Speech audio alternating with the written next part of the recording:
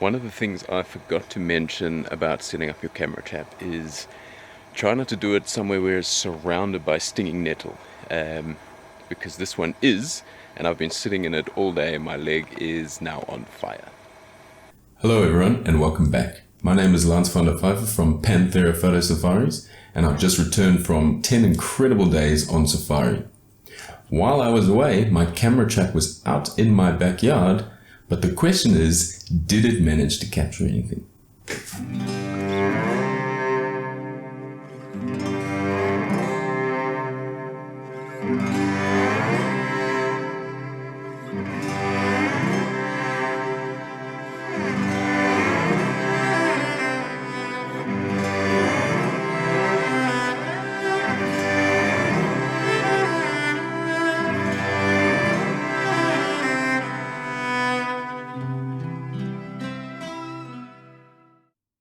So as you guys can see, I managed to capture some incredible images while I was away.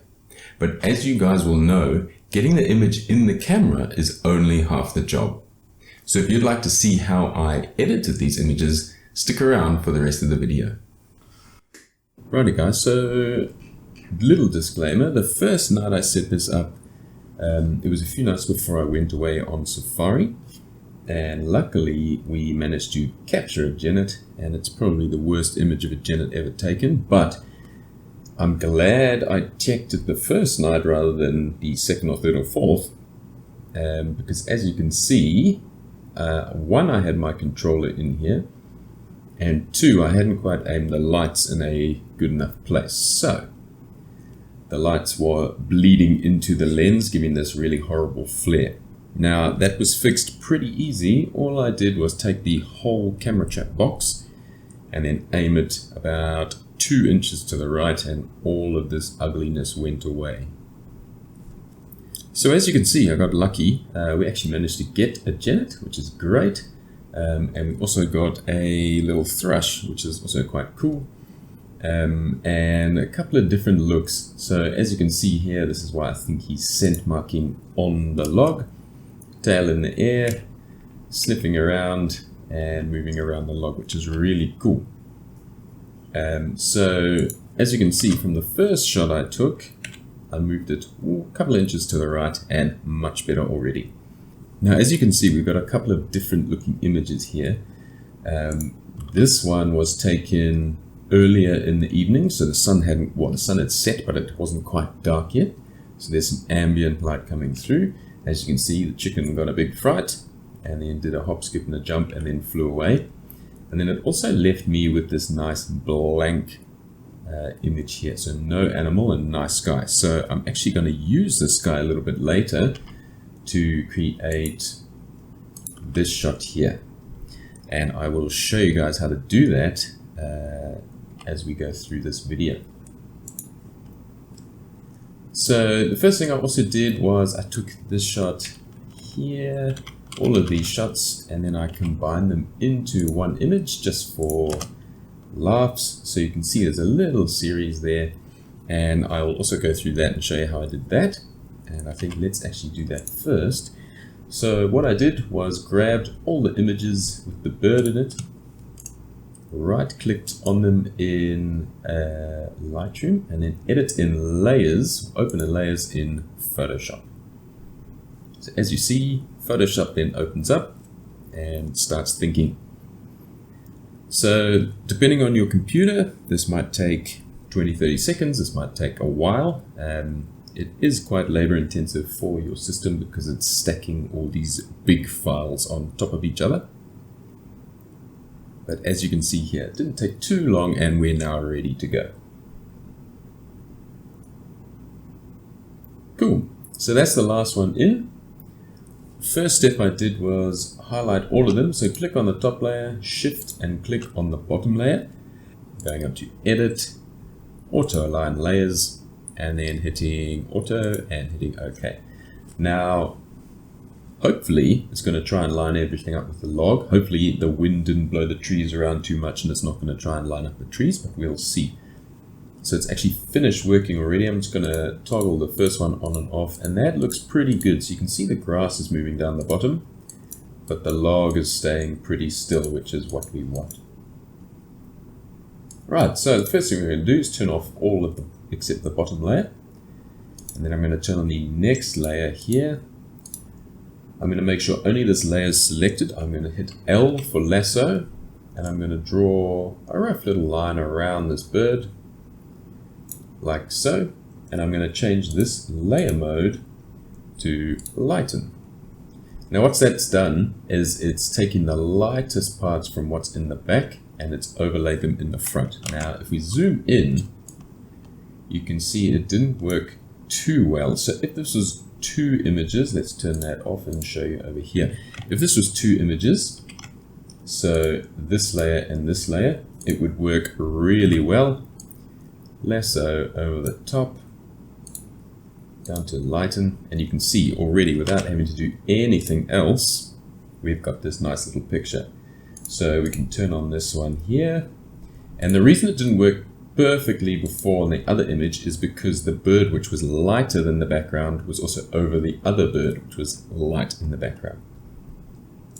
So this layer works nicely, this one not so much. So what we could do is turn this back to normal and then take our lasso again, so draw roughly around the bird. And because we've used the exact same camera settings, the exact same exposure, we can just simply create a layer mask, and you can see it's a pretty clean cut. So the only place it didn't really work as we zoom in is you can see we've lost a little bit of the tail. But if we take a brush, in this case a white brush over here, if your brushes are funky colors, you can push X. So D will go to default black and white, and X swaps those around. And then we want to just paint black into this layer mask in this case. And you can see there now we're bringing forward everything that's behind this layer here. And there we go. So now we've got 3 birds, we just need the 4th bird. Let's have a look where that one is. Now lighten mode is not going to work on this one either because it's up against this light sky. So we're going to use a mixture of the second option again. Simply create a layer mask around that. Let's turn on that layer there as well. And we're going to keep this on normal. And on this top layer, I just want to paint away. So create a layer mask, and I'm painting with black. I just want to paint away the background behind this bird here. And now you can see there we've got all 4 birds in one shot. Now to get this back to Lightroom, you can simply close the image down, hit yes when it says do you want to save, and it will pop up into Lightroom. I'm going to cancel because I don't need another copy of it. And then it'll pop into Lightroom like this. And then you can do further edits. So you can see on here, this was the original crop. And I have just cropped off that bottom piece where the light is coming through. So that light is the light that came through and just lit the underside of our animals. And I didn't quite want that. So if we see here, you can now change it a little bit lighter or warmer, whichever you like. A little bit of highlights and shadows maybe, just to give it a little bit more punch. So your normal editing for an image you could do after that. So the first image in this series I actually captured was this one, which I really like, but as you can see I didn't quite have my settings correct. So I've actually blown out the highlights a little bit too much for my liking. And if we look on the histogram, we're very close to touching. So what I want to first do is just take a brush, so button K for brush, make it roughly the size of these highlights. And I'm going to draw over these highlights. You can push O for overlay if you want to see what you're doing. That can be quite handy. I'm not worried about going over the edge because I'm only going to affect the highlights and the whites. So in the dark areas, nothing's going to happen. Let's have a look there. I'm going to turn off my overlay. I'm going to reset my brush, and I'm just going to take the highlights down and then the whites a touch. And you can see that is already much better. So we didn't blow out the highlights. We still got most of the fur detail, so that is perfect. So I'm pretty happy with that. I'm going to leave it there. Close my brush down. And then I'm going to do some normal edits like I normally do. So a little bit of highlights and whites back. Remember, this is to the whole image now, not just the animal or the fur where I've removed it from. In this case, I want the darks to be a little bit darker. So I'm going to add some black back in, and I might actually take the whole exposure down a touch as well. So make it a little bit more mysterious. It's a little bit too much, I think. Something like that. I don't want to lose the sky. I want to try and get some back of the sky. This light patch down here is distracting me from the image, so I'm going to crop that out. Somewhere there, nice and easy. I don't mind these plants growing, but if you decided you didn't like those, you could come in here as well. But I actually don't mind them, so I'm going to leave them in. Now I'm going to take up the vibrance and the saturation. Because I shot this with a blue gel and a yellow gel, I want to actually see those colors. So you can see here the blue starting to come in nicely and the yellow underneath, so I actually quite like that. So we're very close to being finished. I'm going to hit a little touch of clarity, and then I'm going to see, let's see if new Lightroom can figure out that there's a sky in this image. So clicking on here, create new mask, select sky, let's see what it does. As you can see, it pulled in the sky quite nicely. If I hit overlay, it hasn't done the best job in the world. It's bled quite a lot into where our subject is, but it's done a nice job. So I'm going to reset the mask because it was a little bit too much. I'm going to do a touch of exposure, a little bit of highlights. I can actually hit a lot of highlights, and then a touch of whites as well. If we give it lots of clarity, you'll see we get lots of stars, but we'll also get a lot of noise. So we can do a little bit of clarity. And then I want to do is I want to subtract from this mask with a brush. So I don't want to be affecting any of this genet. I don't really want these dark parts either. I don't want that leaf there. So, and as you can see, I'm not being super careful. I need to be careful up there. So Control Z for undo. I'm just getting rid of the parts where I don't want it to bleed into the sky. If we hit overlay again, you can see here where I've missed. So this part of the tail is definitely not part of the sky. This piece in here can go, and that's much better. So now if we turn down our brush, if you hit 1, 2, 3, 4, 5, 6, 7 on your keyboard, the brush will go to 10, 20, 30, 40% opacity. So if I hit, say, 4, now my brush's flow is at about 40%. So now I can feather in that edge. So rather than having a sharp edge like that, I can just feather it in. Cool. Now, if I add a touch of blue, it looks quite nice. So blue is a nice opposite of yellow. And blue is really nice when it comes to oranges and yellows in a shot. What happened there? Let's undo that.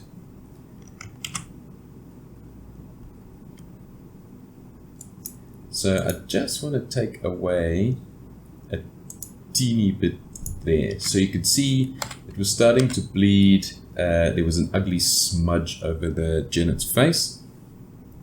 So to get rid of the color now of the genet, I'm going to be a lot more careful.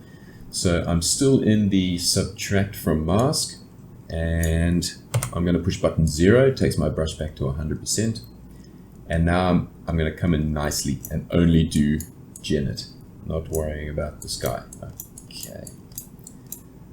Something like that, toggle on and off, much better. Cool, so I think we're pretty much done from this image.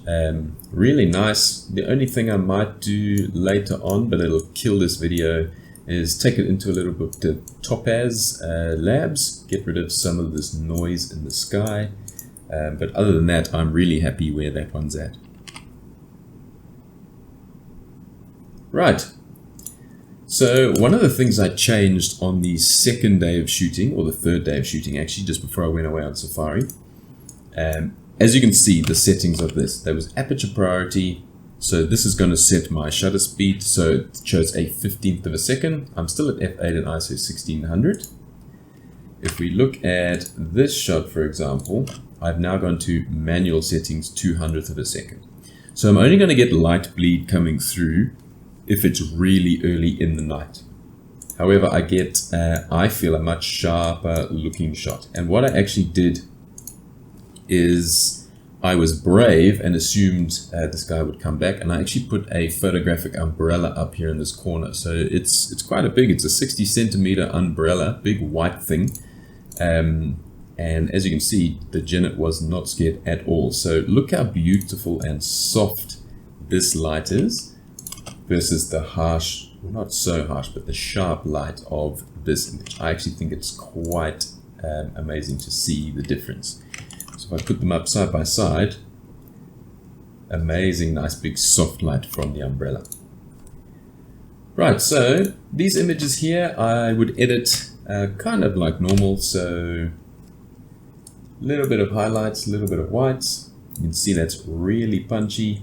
Bit of contrast to give it a little bit of sharpness. Because this is shot with such a wide angle lens, there's a little bit of distortion with the cat being so far to the left. We can give it some vibrance and saturation.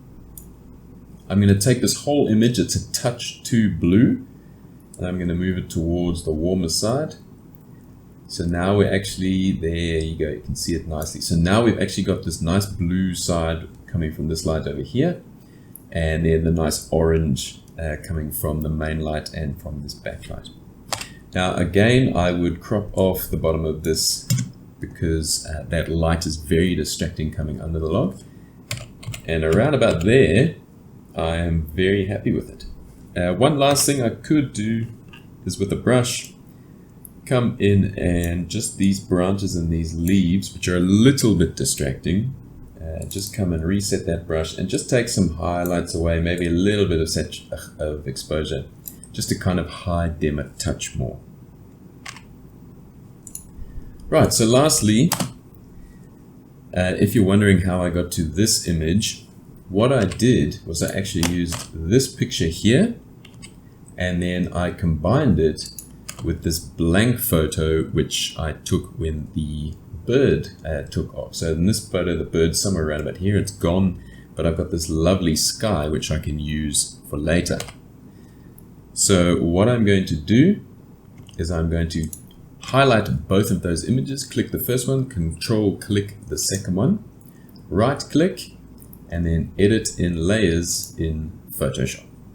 Right, so the first thing I'm going to do is check that they are lined up just by turning the first one on and off, and as you can see, they're actually not. So a little bit of shift over a couple of days with my system. So what I'm going to do is control click on both layers, and then I'm going to go to edit, auto blend, auto align layers. Make sure I'm on auto should be fine and hit OK. Now I'm hoping, okay, so because there's such a big difference, probably mostly because of this, and there's no sky in this image, Photoshop doesn't want to do it for us. So we can do it manually. What I'm going to do is zoom in quite a lot, and it's the log which we're mostly interested in. So if I click button V for the moving tool, you can see I'm now moving this top layer. I'm going to put it back. If I push now, say 5, I've made this layer 50% opacity. So I'm still in the move tool. I can hold down shift and use my arrow keys on my keyboard. Shift just makes it move the image about 10 pixels at a time, so in chunks rather than 1 pixel at a time. And now we're trying to line it up manually. So by moving it 1 pixel at a time in each direction as they're lining up, once you see it sort of go sharp like that, so you can see soft there, 1 click to the right, much sharper, 1 click to the right, much sharper again, 1 click to the right, much sharper again, less sharp.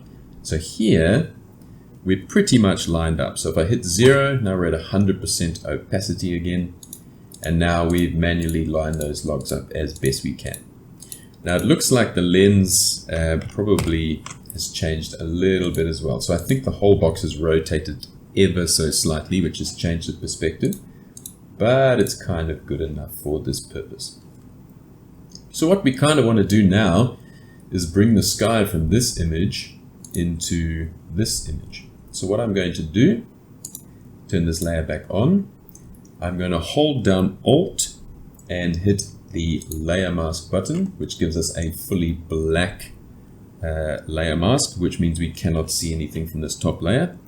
Take the brush, button B, make it nice and big, make it nice and soft as well. And now I'm going to paint white. So as you can see, it's black and you can't see anything. So if we paint white, we're going to now show what was in that bottom layer. So I'm going to come in and paint some white over and around, trying not to go into the genet itself. Something like that. And that's looking good. Now if I want to make sure I didn't chop any of the genet off, you can see I've actually gone too much and I've lost some ear. So let's zoom right in. And now to hide this again, so we're trying to hide this layer back, I'm going to make the brush much smaller and much harder. And I'm going to paint black into this layer mask. So by painting black, I'm basically hiding this top layer again. And as you can see now, I'm making those ears come into full effect. So now we haven't chopped off any of this genet. So if we turn the sky on and off, it is much better. Now, obviously in this image, my sky is not blue, and that's no problem. So because we have two layers now, what we can really do is change the colors of this top layer. So if we go into our adjustments, we can take a hue saturation. If we push this little square with the arrow, we have locked whatever we're going to do to this top layer only. So now when we change the colors in here, it's only going to affect that sky layer. So I went in, I chose somewhere in the purplish range. You can bump up the saturation, you can take it down, you can do whatever you want with this. And then with a little bit of curves, we can make it also a little bit more contrasty. Again, if we hit this little down only, we're only affecting this top layer. So if we turn those on and off, only affecting this top layer. Right, so now that we've colored the sky, as you can see, when we aligned it, we've moved it a few pixels. So I'm just going to crop those out. I'm going to come into about here. Something like that. Hit enter. Now I shouldn't have any blank space on the sides. Now I'm going to close it again and send it back to Lightroom. I'm not going to flatten these because I might come back one day and think I actually don't want a purple sky. And then all I have to do is reset the color slider. So I like to leave my files intact and in layers. So just by hitting close, when it says you want to save it, I hit yes. You can see it's quite a big file now. It took a little bit of time. And now it has popped up into Lightroom. And as you can see, when you do things twice, you don't even close to or come close to getting the same thing. So I went a little bit too over the top with the pink this time. It's a little bit bright as well. Now the new Lightroom is so good, we might actually be able to affect just the sky. So let's try it again. Select sky. Hopefully it gives us the right area and doesn't cut into our genet. Hit button O, so you can see it's actually done a pretty good job. Reset that. So what we can do is we can take some of the saturation away, make it a little bit darker. So again, you can choose any color you want. Somewhere around about there. Take some highlights away. That's actually a little bit more flattering. Bit of contrast, something like that. Now, we didn't actually edit the genet layer itself. So I'm going to close down the sky layer and I'm going to come into the overall image and just give it a touch of a boost as well. So we can give it some clarity, a little bit of highlights and brights. So I'm ignoring the sky for now. I just want the genet to look good. The overall image, we can make it a little bit warmer. That's looking good as well. And something like that's looking really good. So I'm going to crop off that bottom. We're looking nice. And then because I affected the whole image with the color and the sky, I'm just going to go back into that sky layer and take the brightness down again and a little bit more of the saturation. We can choose any color we want in here. A nice cool purple is looking pretty good. Cool, let's see. We still didn't get close to the original, but that's fine. Awesome. So that's how I got to this image here. As you can see, it's a blend of two images. In theory, I could do this in one shot if I had shot this in aperture priority rather than manual, and if this Janet had come early enough. Let's see at the time. So it only came at 7 p.m. so it actually might have been enough light in the sky to do it in one shot. The only problem with one shot is you only tend to get one image at a time, because as the shutter is open for 15 seconds, the Janet can do whatever he wants and then leave.